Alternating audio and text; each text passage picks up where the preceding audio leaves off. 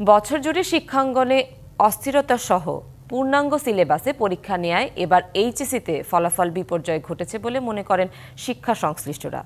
প্রাথমিক স্তর থেকেই ইংরেজি ও গাণিতিক বিষয়গুলোয় শিক্ষার্থীদের দুর্বলতা থাকায় উচ্চশিক্ষা বাধাগ্রস্ত হচ্ছে বলেও মনে করছেন তারা। কেউ কেউ বলছেন করোনাকালীন অটোপাসের দুর্বল শিক্ষা ব্যবস্থাও পাশের হার কমে যাবার একটি কারণ। এবার পরীক্ষার ফলাফল রাজনৈতিক প্রভাব মুক্ত ছিল বলেও মনে করছেন শিক্ষাবিদরা। বৃহস্পতিবার সারা দেশে একযোগে শিক্ষা বোর্ডগুলো প্রকাশ করে এসএসসি ও সমমান পরীক্ষার ফলাফল। 11টি শিক্ষা বোর্ডে গড় পাশের হার 58.83%। 2024 সালে যা ছিল 77.78%। সে হিসেবে এবার পাশের হার কমেছে 18.95%। পরিসংখ্যান বলছে গত 20 বছরের মধ্যে এবারই পাশের হার সবচেয়ে কম। 25 বছরের ওয়ারেন্টিযুক্ত দীর্ঘস্থায়ী দরজা প্রোটেক্টর, আধুনিক ও মজবুত দরজা। এবার মোট 9,302টি প্রতিষ্ঠান থেকে পরীক্ষায় অংশ নেয় 12,35,661 জন শিক্ষার্থী। জিপিএ 5 পেয়েছে 69,097 জন। গতবারের তুলনায় জিপিএ 5 কমেছে 76,814 জন। শতভাগ পাশ করেছে এমন প্রতিষ্ঠানের সংখ্যা 345টি, আর 202টি প্রতিষ্ঠান থেকে কোনো শিক্ষার্থী পাশ করতে পারেনি। গতবার শতভাগ পাশ প্রতিষ্ঠান ছিল 1,388টি এবং শূন্য পাশ প্রতিষ্ঠান ছিল 65টি।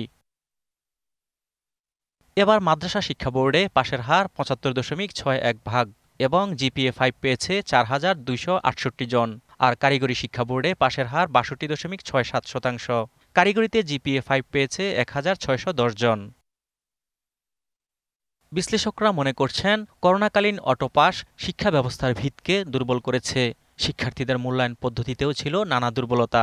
তাছাড়া শিক্ষা ব্যবস্থাকে আওয়ামী লীগ সরকারের রাজনৈতিক উদ্দেশ্য চরিতার্থ করার দীর্ঘদিনের প্রক্রিয়া শিক্ষা ব্যবস্থায় নেতিবাচক প্রভাব পাশের হারে ধস নেমেছে। আওয়ামী লীগের সময় যে ঘটনাগুলো ঘটেছে সেটি হলো যে নীতি নির্ধারণী মহল থেকে, মন্ত্রণালয় থেকে, শিক্ষা বোর্ড থেকে লিখিতভাবে নির্দেশনা দেওয়া হতো যে শিক্ষার্থীদের যেন আমরা নম্বর একটু বেশি করে দেই। প্রাথমিক স্তর থেকেই ইংরেজিতে অদক্ষতাও ফলাফল বিপর্যয়ের অন্যতম একটি কারণ, যা উচ্চশিক্ষার ক্ষেত্রে বাধাপ্রাপ্ত হচ্ছে শিক্ষার্থীরা। আবার আইসিটি কিংবা গাণিতিক বিষয়ের দুর্বলতাও অকৃতকার্যের হার বাড়াচ্ছে।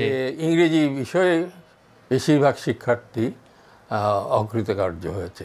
আগে যখন 80% পাস হতো, ভর্তি হতে যে বিশেষ করে ঢাকা বিশ্ববিদ্যালয়ে সেখানেও বিপর্যয়কর ফলাফল করত শিক্ষার্থীরা। এবার 12,35,661 জন শিক্ষার্থীর মধ্যে পাশ করেছে 7,26,960 জন, আর ফেল করেছে 5,08,701 জন। অজিত সরকার, ডিবিসি নিউজ, ঢাকা।